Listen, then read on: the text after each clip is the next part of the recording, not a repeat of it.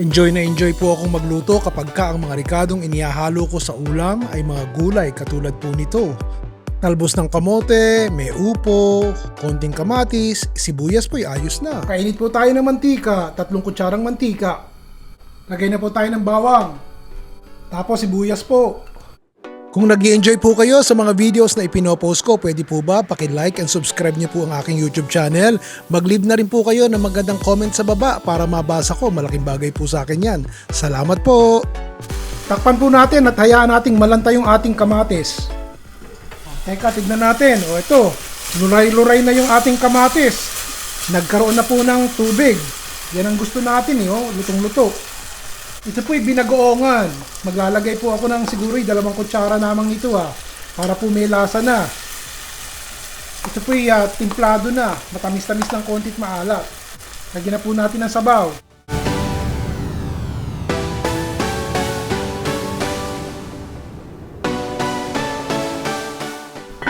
Takpan po natin sandali. Kumukulo na ba? Kumukulo na po. Dire-diretso na po ito Ilalagay ko na po itong ating upo. Haluin natin sandali. Takpan po natin. Tignan nga natin. Ito po 1 minuto. Lalagay ko na po itong ating hipon. Ilang pirasong hipon lang naman po sayang naman parang 5 piraso sinama ko na. Lagay na rin po natin itong ating pechay. 2 maliit na puno ng pechay. At isabay na rin po natin itong ating talbos.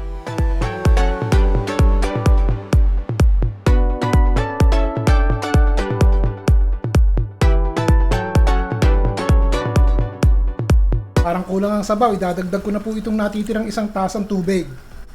Takpan po natin at hayaan nating malanta ng sandali yung ating mga berdeng dahon. O tignan po natin, makalipas ang 1 minuto. Bago po natin patayin yung apoy, ilagay na po natin itong ating bangos.